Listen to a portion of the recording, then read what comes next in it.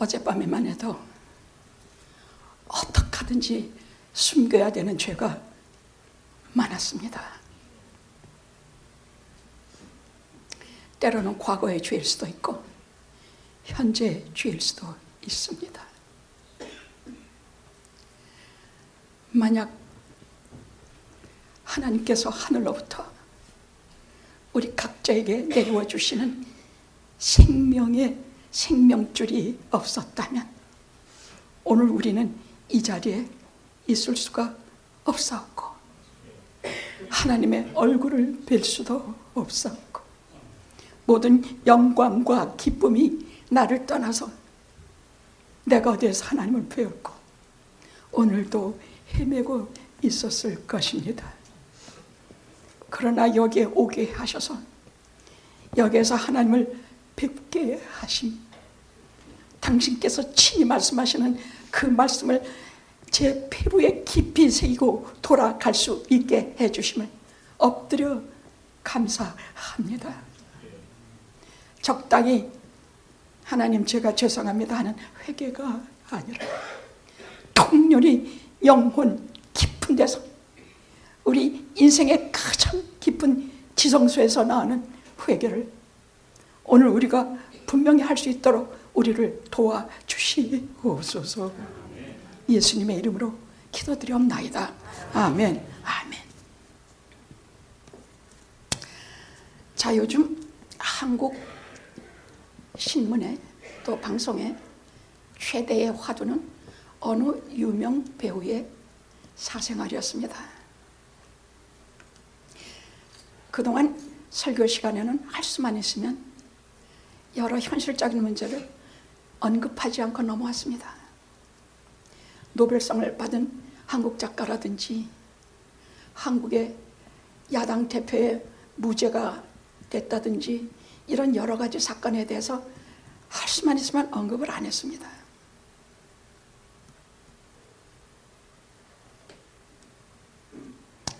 그런데 오늘은 설교 내용이 그와 연관이 있어서 그의 문제를 그저 한마디만 언급하겠습니다.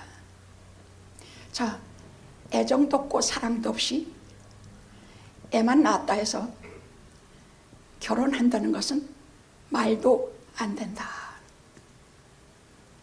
하는 말이 하나입니다.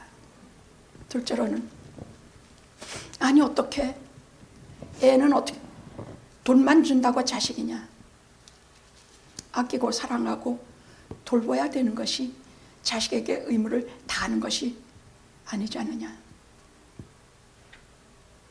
너는 기본적으로 잘못된 인간이요, 하나의 바람쟁이에 불과한 인간이다. 뭐 여러 가지 얘기가 다 있습니다. 근데 문제는 그게 아니에요. 누가 나를 무엇으로 비난하느냐, 누가 나에게 무슨 잣대를 들이대고 너는 죄인이다 아니다 그거 아니에요. 우리는 그럴 자격도 없고 그렇게 말할 만한 견식도 가지지 못했어요. 우리가 그 사람의 마음속을 어떻게 들여다보는데 다만 딱 하나, 하나님께서 보시는 나야, 하나님께서 보시는 내가 가장 중요하고 인생의 갈 길에 내가 사느냐 죽느냐가 돼요. 오늘 그 얘기예요. 저는 이 사무엘하 11장 12장을 제대로 설교한 적이 없어요. 다윗의 무서운 범죄 현장인데 제가 가슴이 조마조마해서 이 죄인이 어떻게 그런 설교를 할 수 있는가 싶어서 웬만큼 하고 넘어간 부분입니다. 그러나 이제 우리는 똑바로 봐야 합니다. 다윗과 같은 범죄 현장에 있으면 그날 죽으면 그날로 지옥에 가기 때문입니다. 다윗 아니라 다윗 할아버지라도 이런 범죄의 현장에서 죽으면 우리는 그대로 지옥이기 때문입니다.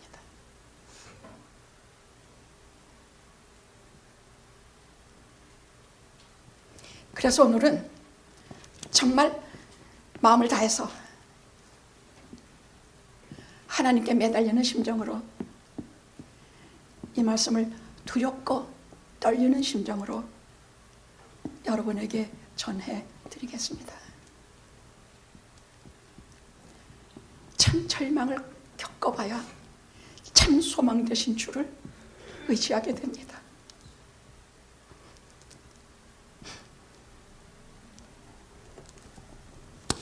참 죄에 대해서 울어봐야 십자가에 돌아가신 예수 그리스도를 붙잡게 됩니다.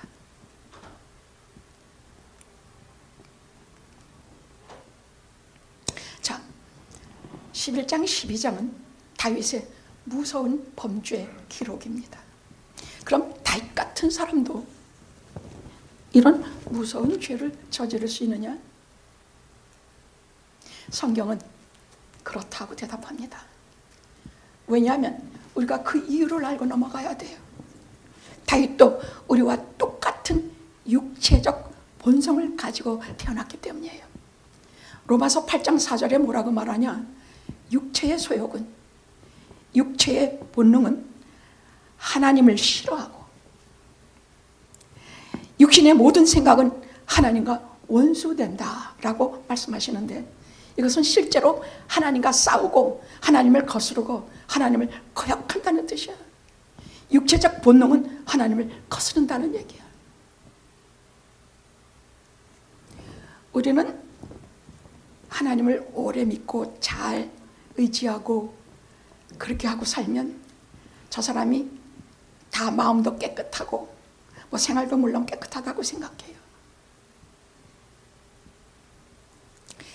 다윗과 같은 경우는 이 한 건을 제외하고는 다시는 그런 잘못을 저지르지 않았다고 열왕기에서는 그렇게 말씀하고 있습니다만, 이 사건이 너무나 중대해서 하나님께서 이것을 아주 현미경으로 들여다보시 낱낱이 기록하게 하신 이유를 오늘 우리가 보고 우리의 거울로 삼으면 되겠습니다.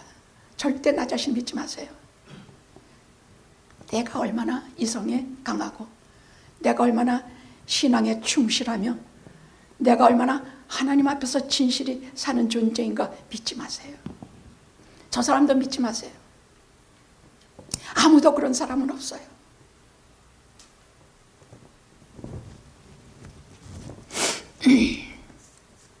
다시 한번 두렵고 떨리는 마음으로 오늘 말씀을 전하겠습니다.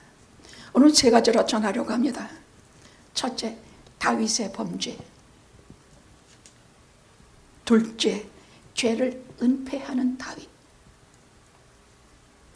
셋째, 회개와 용서. 세 가지로 전하겠습니다. 자, 11장을 보면 유혹에 빠진 다윗의 정난한 모습이 나와요. 지금 자기의 부하들은 다 지금 20년째 왕이 되고 8번의 전쟁을 치렀는데 8번 다 승리를 주셨어.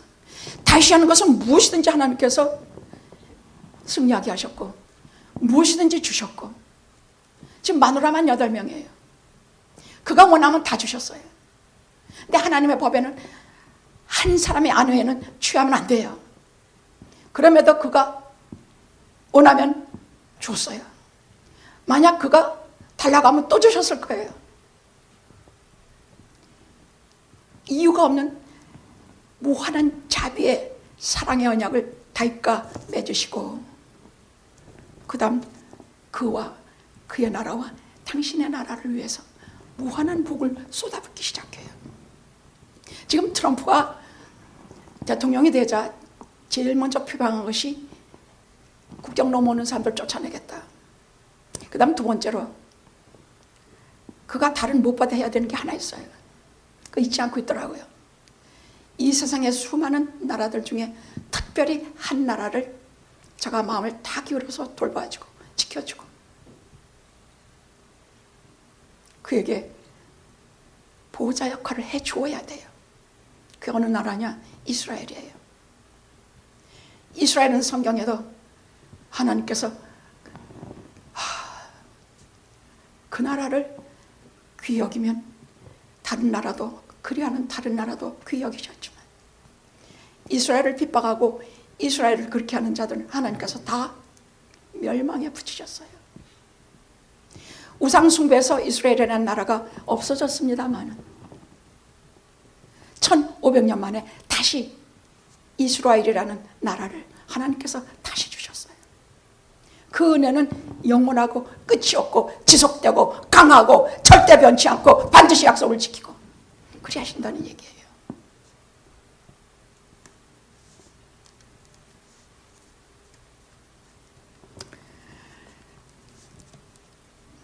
지금 한참 마지막 전쟁, 8번째 전쟁을 하고 있어요.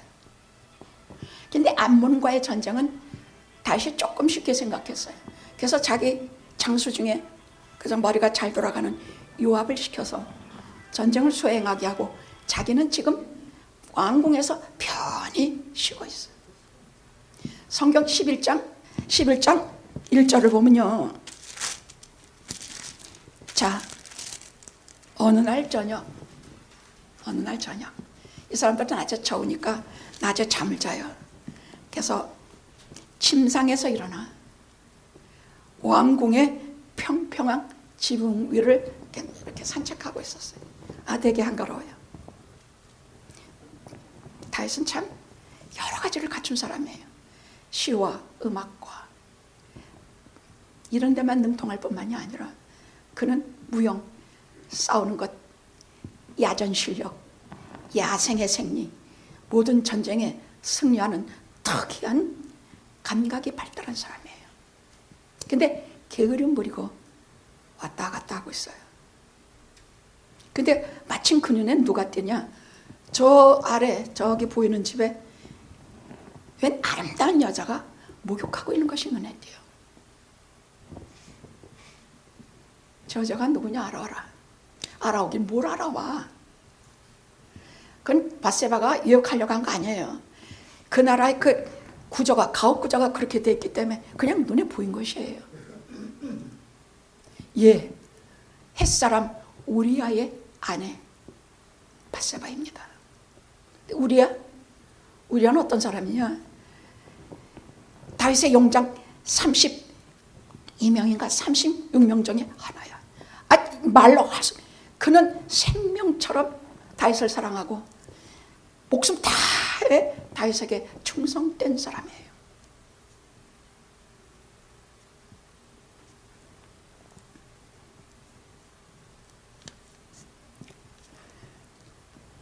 예, 햇사람 우리아의 아내 밧세바입니다. 데려와라. 그리고 동침하고 임신을 하게 됐습니다. 레위기 20장에 보면 이런 경우는 남자 여자 둘 다 죽이게 되어 있습니다.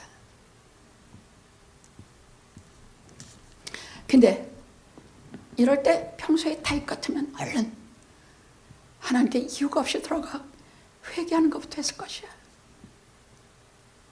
근데요, 요즘 쉬지 말고 기도하라 하신 감사절에 주신 말씀을 참 많이 생각해요. 그래서 실제로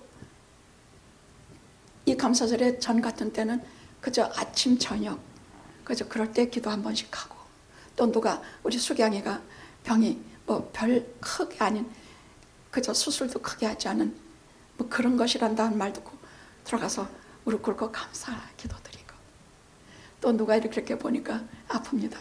아버지. 뭐 그런 기도를 아침과 저녁에 한 번씩 했는데 쉬지 말고 기도하라 하셔서 곧바로 한 번 해봤어요. 아침에 일어나면 곧바로 하나님 오늘도 하루를 주시고 이 생명이 있음을 감사합니다. 오늘도 하나님이 기뻐하시는 삶을 살게 하시고 제가 하나님의 곁에서 한 걸음도 거리를 두지 않고 붙어서 살게 하옵소서. 그리고 또 운전할 때 기도하고, 또 여기 갈 때 기도하고, 이렇게 또 어디 시장 갈 때 기도하고, 또 병원 갈 때 기도하고, 뭐 이렇게 저렇게. 지난 일주일은 거의 외출이 없었으니까 그냥 하루 종일 밖에 나가서 하루 종일 하나님께 이러고 저러고 말씀드리고, 그러니까 정말 급할 때도 기도가 잘 나오고, 정당한 일을 당해도 기도가 곧장 나와. 왜 쉬지 말고 기도하라 하시는지 그 이유를 정말 알겠더라고. 평소에 같았으면 그 여자가 눈에 보였을 때 다윗은 최선 하나님께 시험에 들지 않기를 기도했을 것이에요.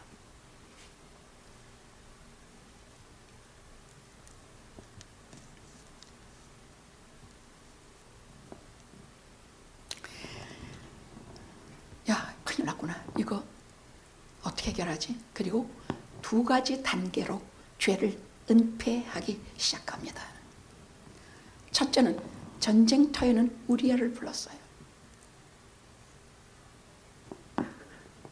우리아를 불러서 자, 수고했다. 오늘 발을 씻고 집에 가 자라. 네 마누라하고 동침해라 그 말이야. 임신을 숨기려고. 그런데 말을 안 들어. 하나님의 법궤가 진중에 있고 우리 백성들이 나가서 전쟁터에서 싸우고 있는데 내가 어찌 술을 먹고 다리를 뻗고 마누라 잠을 잘 수가 있습니까? 그리고 왕궁문에서 신하들과 자지 안 가? 아닌가? 쟤네 집에 안 가? 2번째 단계로 들어섭니다. 그럼 그때 관뒀어야지. 그래서 우리 생각은 그래요. 제 생각은 그래요. 근데 여러분, 죄의 유혹이라는 게 거기서 그만둡니까? 아닙니다. 아직도 여러분은 그럼 죄를 모르는 것입니다. 죄는요, 내 의지를 넘어서 어떤 죄의 세력에 우리를 끌고 가요.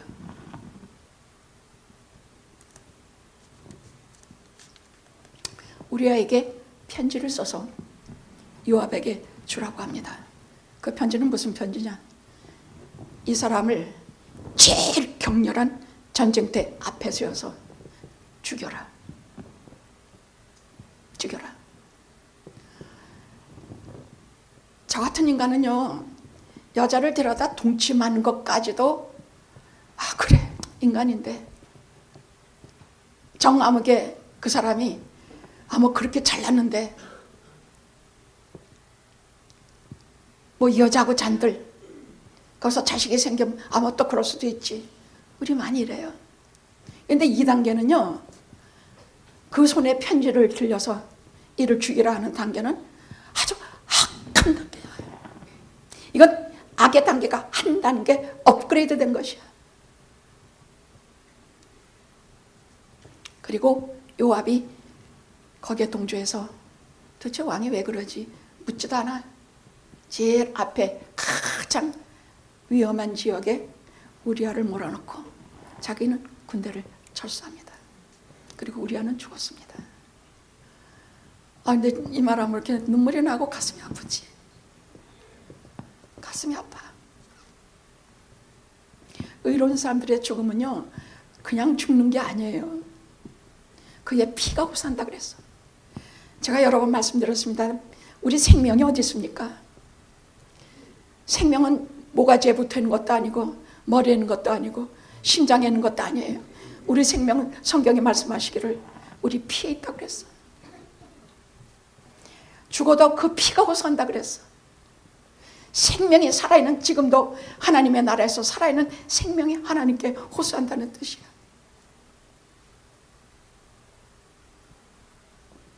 악한 인간을 죽여도 하나님께서 심판하시겠거늘. 의로운 사람을 그렇게 아무 양심의 가책도 없이 죽이는 거.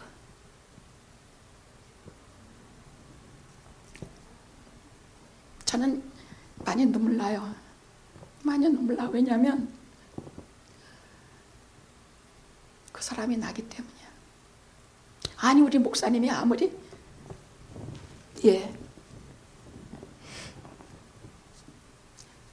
악한 길로 한번 가서 악의 세력에 편승해서 올라타면 나는 내가 어떤 인간이든지 간에 그것을 제어할 힘이 하나님께서 주시지 않은 한 나 자신은 없어요. 우리가 예수를 믿어야 하는 이유예요. 우리를 죄에서 제어시키고 우리를 죄에서 막으실 힘은 하나님밖에 없어요.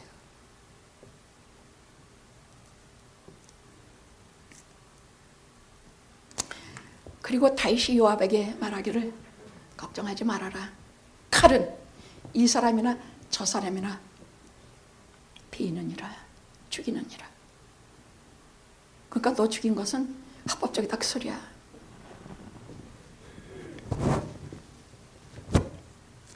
그리고 즉시로 여자를 궁으로 데려오고 밧세바는 7일을 호곡하고, 뭐 알았는지 몰랐는지는 몰라. 자우지간 밧세바는 7일을 호곡하고 궁으로 들어가서 즉시로 다윗의 처가 되고 아이 낳고 다 끝났습니다. 다 끝났냐? 아닙니다. 여러분 이 세상 살면서 악한 일을 하는 사람의 꼴을 보면서 저 사람은 마지막까지도 저렇게 잘 사는데 하지 마십시오. 절대로 아닙니다. 하나님이 살아계시는데, 하나님이 눈을 뜨고 우리의 심정과 우리의 피부, 우리 모두를 보고 계시는데 막대 먹고 함부로 살고 악한 사람들이 잘 되지 않습니다. 잘 된다 해도 심판이 있습니다. 세상에서의 심판과 하나님 손에서의 심판이 있기 때문에 우리는 하나님 앞에 언제나 바른 관계를 가지고 살아야 하는 이유입니다. 자, 11장 27절에 보면 하나님께서 뭐라고 하시는가? 다윗의 소위가, 성경은 거기에 주석하시기를 소위라는 것은 하는 말, 하는 일, 보시기에 악하였더라. 악하였더라. 저는 정아무개 배우가 그렇게 할 때에 그가 악했는지 그가 선했는지 모릅니다. 그러나 분명히 그 사람이 분명히 알아야 될 것은 이제 50이 넘어 이제 60, 70, 80 죽음이 코앞에 있고 하나님의 심판이 코앞에 있을 때에 하나님께서 나를 악하다 하시는가? 나를 선하다 하시는가? 나를 그저 그렇게 생각하시는가? 그저 그런 건 없습니다. 하나님께서는 선하다, 악하다 둘 중에 하나입니다. 선하다는 것은 하나님께 속한 일을 할 때 선한 것이요, 악하다는 것은 악한 일을 할 때 악하다 하시는 것입니다.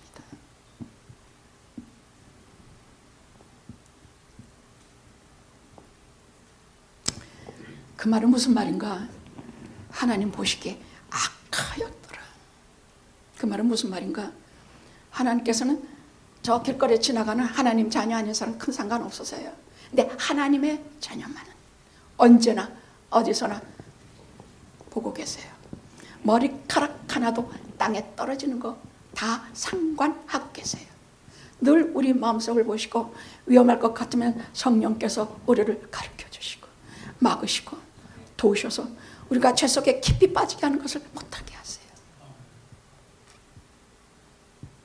근데 뱃속에서부터 예수 믿는 가정에서 태어난 사람과 나중에야 예수 믿게 된 사람의 그 많은 그 중에 거의 구원 얻는 것은 같지만 한 가지 다른 점이 있어요.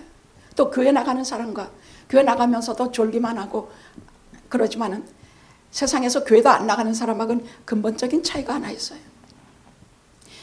암만 뭐라 그래도 교회에 다니는 사람, 암만 뭐라 그래서 뱃속에서 예수 믿는 가정에서 태어난 사람은요, 테네신자라 그러죠. 잘못을 똑같이 저지르는데 하나는 마지막까지 가. 그래도 교회 다니는 사람은 마지막까지 넘어져도 다 넘어지지 않아. 마지막엔 하나님께서 붙잡으시든지 자기가 일어나든지 어떻게 하든지 마지막 거긴 안 가.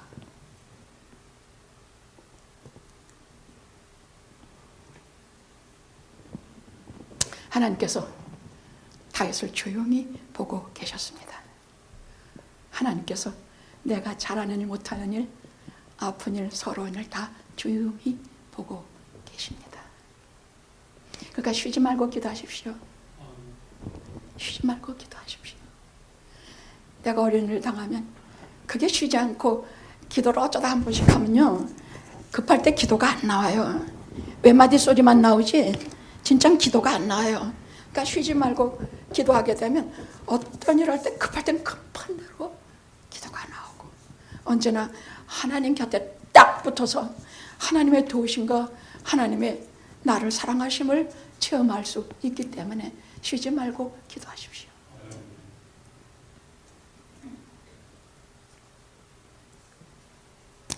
그럼 다윗은 다 끝났으니 어떻게 됐을까? 하나님이 조용히 보고 계시는지 상관도 없고 몰라. 그럼 1년 내내 편안하게 바스바하고 잘 먹고 잘 살았는가? 아닙니다. 시편 6편, 시편 32편, 시편 34편, 아니 시편 6편, 32편, 38편, 51편 다윗의 찬회의 시입니다.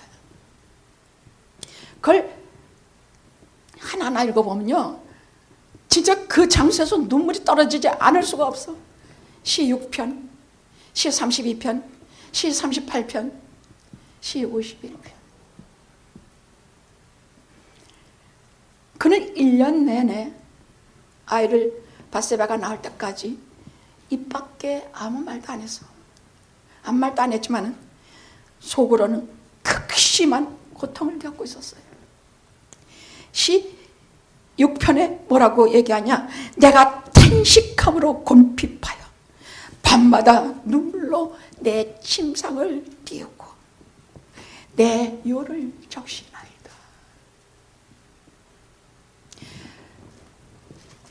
시 32편 내가 토설치 아니할 때에 내 진액이 화하여 여름에 감은 마름같이 되었나이다. 종일 신음하고 뼈가 쇠하고 주의 손이 주야로 나를 누르니. 자다가 가위에 조금만 눌려도 우리 숨이 쉬어져요, 안 쉬어져요? 하나님의 손이 주야로 가슴을 눌러. 그냥 눌러. 그럼 어떻게 돼? 못 자고 못 먹고 뼈가 다 상해. 그래서 38편이 뭐라고 그러냐? 주의 진노로 내 살이 성한 것이었고 내 상처가 썩어 악취가 나고 내가 아프고 힘이 구부러지고 허리에 열기가 가시지 않고 내가 매일 슬프고 고단하고 불안하여 종일 신음하나이다. 여호와여 주의 노로 책망치 마시고 분노로 나를 징계치 마소서. 이쯤 되면요, 의학자들이 말하기를 병이 너무 중요해. 회복할 수가 없을 정도야. 뼈가 다 썩었다 그랬어. 다 뼈마디가 다 썩었다 그랬어.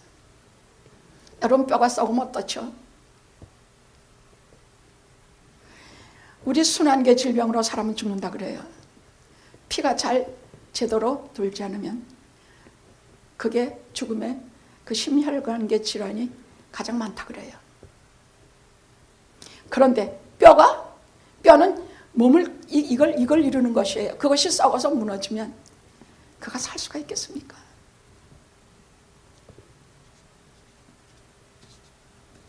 자, 범죄할 때 잃는 것들이 있습니다. 왜냐하면 우리가 그냥 눈앞에 참 멋있는 여자 있다고 그래서 금방 쪼르르 쫓아가고 죄를 아무렇지도 않게 짓고 또 딴 일로 이렇게 저렇게 죄를 함부로 지어서는 안 되는 것이, 하나님의 자녀는 죄를 범할 때 잃는 것들이 있습니다. 하나님께서 내게 늘 가까이 하신다는 그 임재의식, 하나님의 임재의식을 잃어버립니다. 하나님도 나를 떠나, 내가 하나님을 버렸고 하나님도 나를 버리신 것 같이 느껴져요. 그땐 기도할 힘도 없고 능력도 없고 기쁨도 없어요. 게다가 에덴 동산에서 죄를 지은 아담과 이브처럼 무화과 나무에 부끄러운 것을 자꾸 가렸어. 왜 가렸느냐? 지금까지는 하나님께서 주신 내 몸이 참 영광의 몸이었어. 빛나고 아름답고 죽지 않고 쇠하지 않고 병들지 않고 참 영광의 몸이었는데, 따먹고 죄를 지은 다음부터 갑자기 자기들의 몸이 아주 흉하고 찌그러지고 아주 보기 싫어졌어. 죄를 지으면 제일 먼저 떠나는 것이 하나님께서 내게 부어주시는 영광이야. 영광. 이 세상을 살아가면서 자존심을 잃지 않게 하는 영광. 이 세상 살아가면서 하나님과 동행할 수 있게 하는 영광. 저는요, 영화교회를 이번에 한 주 만에 다시 들어오면서 더 느꼈는데요. 저기서부터 들어오면서 주의 영광 이곳에 가득해. 그게 실제로 느껴져. 내가 뭐 잘나서가 아니라 하나님께서 여기 오셔서 우리와 만나시고 우리와 교제하시고 우리와 가까이 하시고자 하시는 은혜가 가득한 영광이 여기 가득 차 있더라 그 말이야.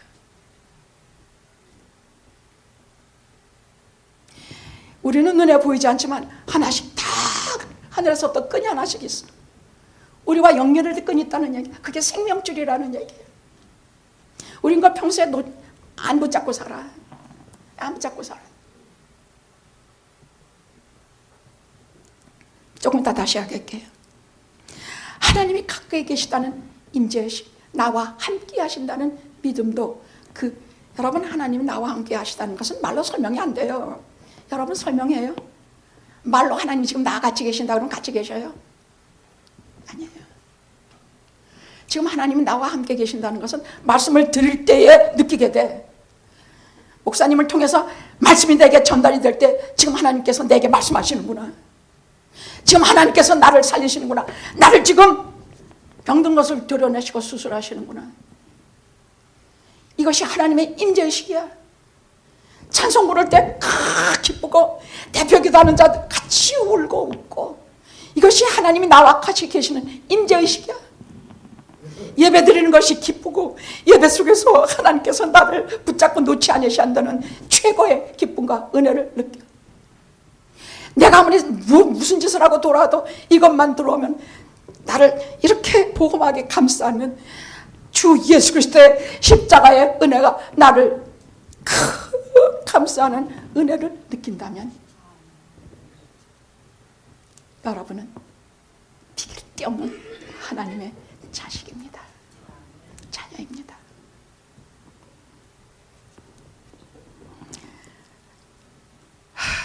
자, 다윗이 이때 죽으면 정말 이제 곰에 살고 싶기도 했어. 정말 하나님 부르시면 가겠습니다. 뭐 그러지 않았겠습니까? 저도 죄 때문에 헤맬 때 한번 우리 부모님께 배운 대로 기도하고 저 좀 만나주세요. 저는 병이 너무 깊어서 하나님이 치대 만나주시죠. 나는 도저히 이 병이, 저는 진짜 너무 말랐었습니다. 저는요 죄 때문에 참 많이 울은 사람이에요. 그래서 그때 저는 근데 말씀을 좀 얻어 들어 먹어보려고 얼마나 교회를 헤매고 찾았는데 어디 돼서도 만족할 만한 말씀을 못 먹어봤어. 진짜예요 이 말은요. 교회마다 세상 얘기만 해. 거룩하신 하나님의 말씀, 나를 살리시고 병든 내 영을 치유하시고 내 허전하고 아픈 마음을 치유할 하나님의 말씀이 없어. 그래서 그땐 진짜 삐쩍 마를 정도로 하나님 저 좀 만나주세요. 안 만나주시면 저 죽겠습니다. 35살 때 그랬습니다.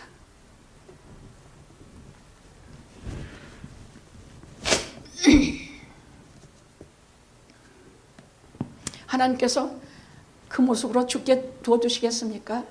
당장 지옥으로 떨어질 텐데, 하나님이 사랑하신다는 것도 다 거짓말이 될 텐데. 아니요. 하나님께서 그럼 어떻게 해야 다시 돌아갈 수 있는가? 이렇게 고민하고 괴로워하고 이러는 우리 하나님의 자녀들, 죄 속에서 뒹굴며 구원도 없고 방법도 없을 때 어떻게 해야 다시 내가 돌아갈 수 있단 말인가? 딱 하나, 회개입니다. 회개입니다. 여러분 시편 32편인가 38편인가 이렇게 다윗이 고백하고 있습니다. 허물의 사함을 받고 그 죄의 가리움을 받은 자는 복이 있도다. 허물의 사함을 받고, 이 무슨 말이냐면요, 로마서 8장 4절에서 이걸 사도 바울이 인용하면서 이렇게 말을 해요. 아무 공로도 없고 하나님 앞에 뭐 특별히 뭐 잘한 것도 없는데 천국에 가보니까 이야, 우리가 누구나 아는 그 죄인인데 저건 누구든지 손가락질하는 죄인이야. 근데 그 죄가 싹 주홍 같은 자가 하얗게 깨끗하게 다 지어져 있고, 그야말로 아무 죄도 없고, 그야말로 하나님께서 귀히 여기시고 아주 소중히 여기는데, 그게 어떤 자들이냐? 허물의 사함을 받고 마음에 뭐지? 38편이었는데, 이거 보고 이런 자들은, 아무 적에도 없이 한 자들은, 어떤 이런 사람들은 다 깨끗해지고 다 하나님이 귀히 여기시고 사람들에게 소문이 난 죄인인데도 불구하고 하나님 나라에서 저렇게 대우를 받고 저렇게 모든 것을 다 하나님께서 받아주시는 인간이 누군가 하고 봤더니 회개한 자라는 말이야. 회개한 자야. 회개한 자들은 아무 공로 없어도 오직 예수 그리스도 앞에 콧물 눈물 다 흘리고 피와 같은 눈물을 흘린 자들, 이런 자들은 정말 하나님께서 하나님 나라에서도 하나님 귀히 여기시는 자들이 되었더라 그 말이야. 허물의 사함을 받고 그 죄를 뭐 38절이고 꿀고 봐야 되는데, 여러분 찾으세요. 시 38편이에요. 허물의 사함을 받은 자는 복이 있도다. 자, 어떻게 해야 되나? 이제 오늘 우리가 읽은 본문 용서와 회개로 들어갑니다. 하나님께서는 선지자 나단을 보내서 이대로 가만두면 저 분명히 지옥에 떨어져 죽겠거든. 우선 육신이 죽어 못 당해. 저 사람이 너무너무 죄의식과 괴로움에 너무 치가 떨려 해서 하나님이 그렇게 못 견디게 하셔서, 여러분 회개는 내가 하는 게 아니에요. 그래서 오늘 설교의 핵심은 이제부터 이 파트예요. 정말 핵심 이 파트예요. 우리가 회개를 어떻게 해야 되는가? 하나님께서 주시지 않으면 나는 회개 안 해도 되는가? 아닙니다. 이것을 제가 구체적으로 회개에 대해서 하고자 하는 것이 오늘 설교의 핵심입니다. 자, 하나님께서 반드시 사랑하는 자에게 회개할 기회를 주십니다. 하나님의 심판대 앞에 서기 전에 저를 죄에서 면하게 하시는, 심판을 면하게 하시는, 인간은 꼭 세 가지의 관계 속에서 살아가는데, 대신관계, 대인관계, 대아관계에서 반드시 바로 되는 것은 딱 하나, 회개입니다. 하나님께 회개하면 다른 사람과의 관계도 아름다워지고 나 자신도 나를 용서할 수 있게 돼요. 회개는 천국에서 가장 큰 선물이요, 이 세상에 살 수 있는 가장 거룩한 행위입니다. 회개 안 하고 천국 돌아가는 사람 아무도 없습니다. 나단이 이렇게 말했습니다. 오늘 본문입니다. 왕이여, 어느 가난한 사람이 딱 한 마리, 암양 한 마리를 자기 딸같이 참 소중히 여기고 돌보았나이다. 근데 그 옆집에 사는 부자가 저는 수천수만 마리의 양과 모든 것을 가지고 있는데 그 집에 손님이 왔는데 꼭 옆집에는 그 한 마리의 암양을 가져다가 목을 따서 죽이고 그것으로 손님을 대접하였나이다. 그러니까 다윗이 막 분해가지고 내가 하나님께 맹세하는데 그 인간은 결코 살지 못하고 죽으리라. 그 사람이 당신입니다. 그 사람이 당신. 근데 그 말씀, 이 성경 구절을 읽는데요, 꼭 저보고 하시는 소리 같더라고요. 저보고 하시는 소리 같아.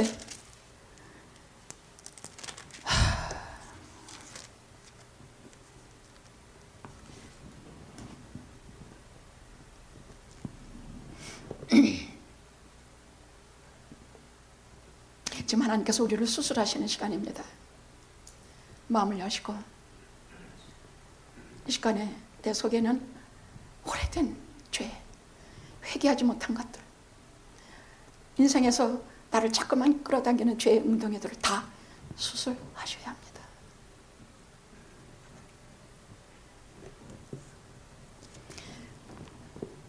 그랬더니 유명한 얘기를 합니다. 13절입니다. 내가, 다른 말 한마디도 안 해. 내가 여호와께 죄를 범죄하였노라. 딱 이 말 한마디, 아무 저기도 안 해. 아무 변명도 안 해. 의자에서 내려서 땅에 엎드리며 내가 여호와께 범죄하였나이다. 그리고 여러분 시 51편이 여러분 표제가 하나 붙었는데 시 51편에 그 표제에 뭐라 그랬느냐, 다윗의 시, 이거 한번 좀 가지고 계시면 읽어보십시오. 조그맣게 쓴 글씨가 맨 위에 있습니다. 한번 읽어보십시오. 다윗이 밧세바와 동침한 후에 선지자 나단이 저에게 온 때에, 선지자 나단이 와서 그 비유를 들어서 말했을 때 지은 시가 이 시입니다. 시간이 많이 가기 때문에 딱 한 절만 하겠습니다. 하나님이여, 주의 인자를 쫓아 나를 긍휼히 여기시며 주의 많은 자비를 쫓아 내 죄가를 도말하소서. 여기서 이 시에, 이 회개시에 가장 중요한 단어가 두 개 나와요. 인자와 도말이야. 인자와 도말. 회개하는데 가장 중요한 단어가 이 두 개예요. 인자라는 말은요, 말하자면 하나님께서 늘 우리에게 밧줄 하나 하늘에서부터 내려주고 있는 생명줄이 하나 있어. 우리 평소에 잘 몰라. 붙잡으려고도 하지 않아. 근데 하나님께서는 이것을 붙잡는 자에게, 이것을 붙잡고 하나님 이름 부르고 하나님 자에게 하나님께서 꼼짝도 못하고 들어주시고 돌아봐 주시고 어떤 죄를 져도 용서하셔야 되는 하나님의 의무가 있어. 하나님께서 언약하셨기 때문에. 그것이 바로 인자야. 그 생명줄이 인자야. 하나님과 나 사이의 생명줄이 인자야. 이 인자를 붙들고 꼭 매달리면 하나님, 내가 어떤 죄를 져도 용서하셔야 합니다. 어떻게? 예수 그리스도의 보혈로 다 씻어주셔야 합니다. 회개가 이런 것입니다. 주의 인자를 쫓아 내 죄를 용서하시옵소서. 주의 인자를, 여러분 회개 기도하실 때 그냥 하지만 주의 인자를 쫓아 생명줄을 붙들고 하셔야 합니다. 인자를 쫓아 생명줄을 붙들고 저를 당신의 자녀로 불러주셔서 지금까지 살았나이다. 제가 지금까지 아무것도 먹고 함부로 까먹고 그랬습니다. 여러분, 회개는 제가 죄송합니다, 하나님 잘못했습니다가 아니야.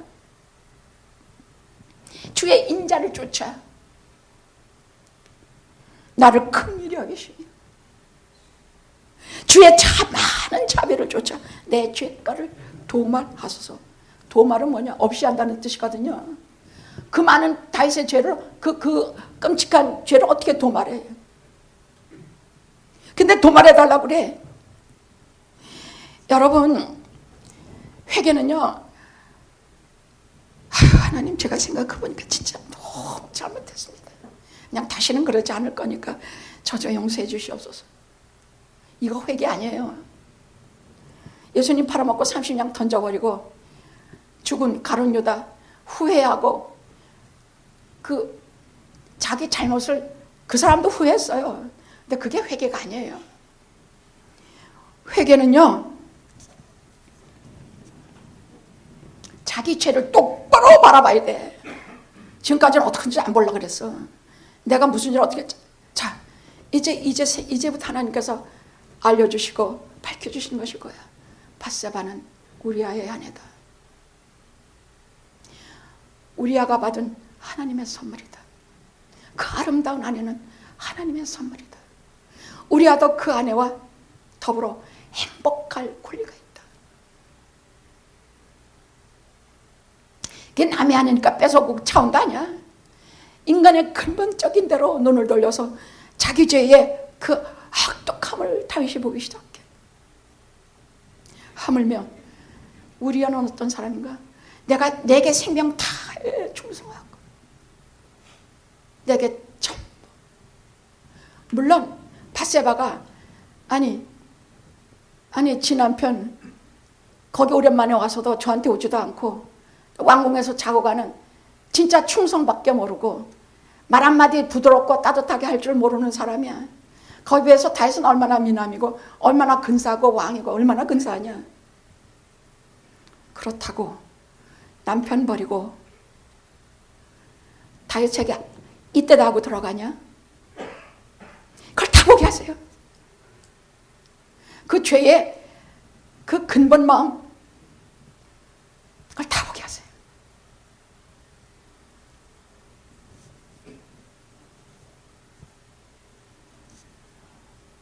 그런데 내가 그 안에 뺏고 그를 죽이기까지 했다? 그럼 어떻게 됩니까? 그때부터 인간으로 설명할 길이 없는 피와 같은 눈물, 가슴속 깊은 곳에는 통렬한 아픔. 이건 후회도 아니야. 이건 나는 정말 가증스럽고 나는 정말 사악한 자다. 뼛속 깊이 내가 뼈가 다 삭을 정도로 회개했다고 하는 것도 거짓말이다. 나는 내 몸에 남은 뼈가루 하나가 사그러질 때까지 나는 하나님 앞에 죄인이다. 울고 또 울고 자기 죄를 하나님 앞에 토설하고 또 토설하고, 게다가 하나님 앞에 지은 죄를 다 어찌하랴. 하나님은 내게 뭐든지 주셨어. 언약까지 맺으셨어. 영원히 그 자손, 너와 네 자손이 죄를 지으면 내가 인생 막대기와 인생 채찍으로 너를 때려도 너와 내 자식은 내가 영원히 버리지 아니한다. 내 위를 영원히 보존하겠고, 예수 그리스도 하나님의 아들 메시아가 이 땅에 오실 때까지, 너를 통해서 올 때까지 내가 너와 함께한다 약속하시자는 거 절대 변치 않으셨어.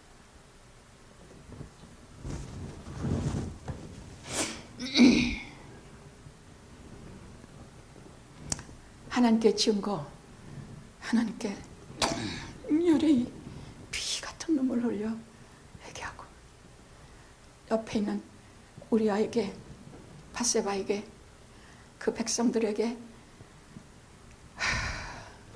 가슴이 찢으며 아파하고, 다시는 내 생명이 있는 한 이런 죄를 범치 않겠다 하고 자기를 거룩한 것에 던져 넣었습니다. 그런데 실제로 그런 일 한 적이 없습니다. 하나님은 그 범죄를 능가하는 그 회개의 위대함과 진실함과 참됨을 보시고 그를 용서하셨습니다. 그때 낳은 아이는 죽었지만 그 다음에 솔로몬을 주셔서, 그들 사이에 솔로몬을 주셔서 그들의 죄가 사해졌다는 것을 말씀하셨고, 그 솔로몬에게 여디디야, 하나님이 사랑하는 자, 이렇게 해서 이 가정에 약속하신 그 모든 다윗의 언약을 지키셨습니다. 할렐루야, 할렐루야. 여러분, 저 넓은 바다에 가서 거기 돌멩이 하나 던져보십시오. 던지고 또 던지고, 내 평생에 가서 100년을 던져도 바다를 메웁니까? 아니요. 인생마다, 인간마다 수만 년, 수년, 이 땅에 수많은 인간들이 마치 그렇게 바다에 돌멩이를 던져도, 수dom은 죄악의 돌멩이를 던져도 다 채울 수 없는 하나님의 자비와 은혜의 바다, 사랑, 그 넓으심, 그 무한하심, 이거 잊으면 안 돼요, 여러분. 회개를 아끼지 마십시오. 우리가 아무리 사람마다 죄를 짓고 던져도 그 바다를 채울 길이 없습니다. 하나님의 은혜와 사랑은 그렇게 큽니다. 묵묵히 돌팔매질을, 죄악의 수많은 돌팔매질을 당하신 하나님의 그 눈물을 누가 씻겨줘요? 저는 하나님 편에서 가끔 생각하면서 참 많이 울어요. 오직 이런 회개만이, 이런 통렬한 회개만이 하나님의 아픈 눈물을 씻어줍니다.